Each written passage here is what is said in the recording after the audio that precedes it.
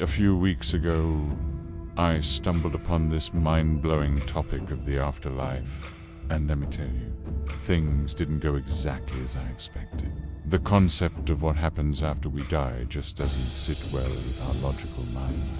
Long story short, scientific explanations often fall short when it comes to the afterlife.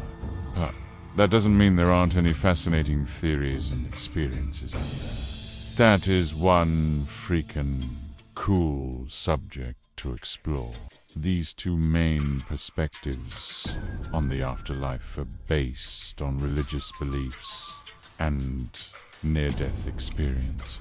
This means that they should give us some insight into what might happen after we die. And they should also have some common ground, despite their differences. My understanding of the afterlife didn't change much from my previous assumptions. I made sure to take advantage of some new information. These different viewpoints unlock. I'm going to start by looking at religious beliefs about the afterlife. This is the normal way many people approach the topic, which also has a long history of cultural, spiritual significance. The thickness of these beliefs varies across different religions, which makes the afterlife concept quite diverse. The ideas are not 100% perfect because they often contradict each other, but this combination just makes the afterlife mysterious. And it also has this depth, which I observe. Religious scholars have already specified to me that the value of these beliefs should be taken with faith rather than scientific proof. So this time, we're dealing with something that's more about personal conviction than empirical evidence. The prevalence of afterlife beliefs across cultures was a little more widespread than I initially thought, because anthropologists have found that almost every society has some concept of life after death.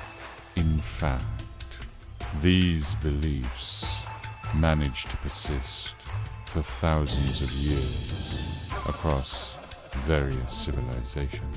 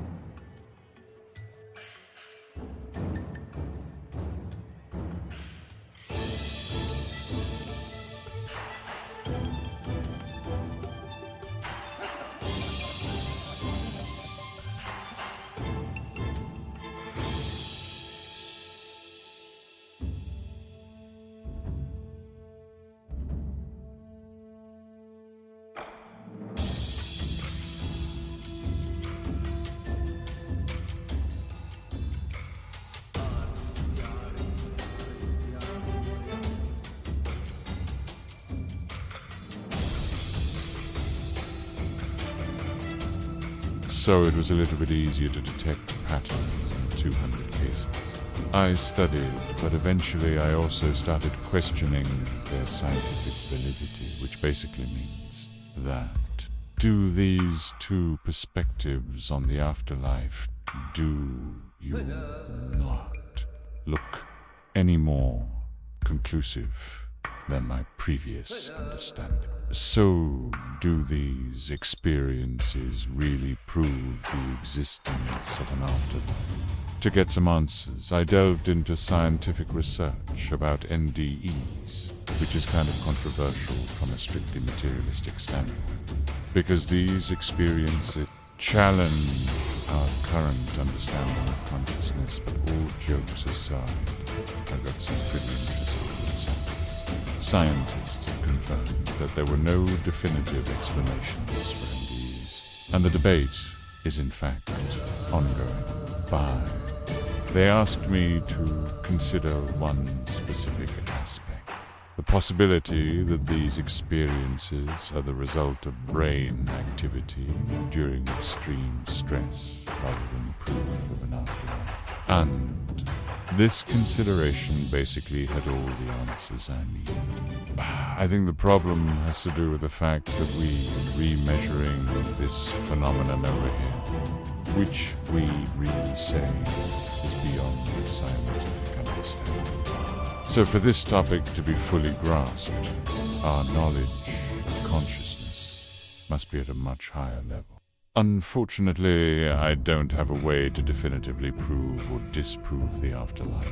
So I heated up my brain to 100% capacity using my curiosity. And after 3 hours of intense thinking, there were no noticeable conclusions.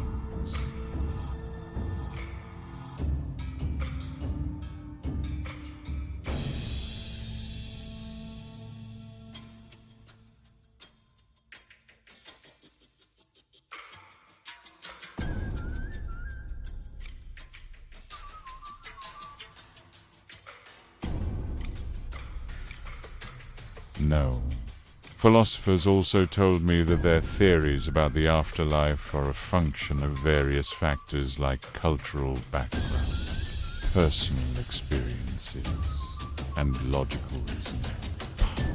These are the recommended approaches they gave me for these 3 different perspectives on the afterlife: scientific skepticism, pro-religious faith, and philosophical inquiry.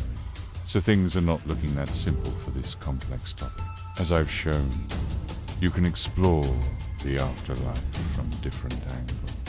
But turning it into a definitive answer isn't that good an idea.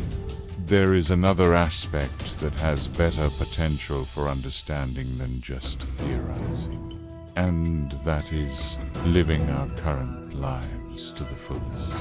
But it is way more challenging, so it doesn't keep the idea of an afterlife as relevant in the present. I'm still considering making some other metaphysical inquiry, but I need to keep in mind the maximum satisfaction comes from embracing the mystery, or at least keep the same curiosity, but for a more grounded approach to life. I hope you enjoyed this video, and I will see you in the next one. Bye.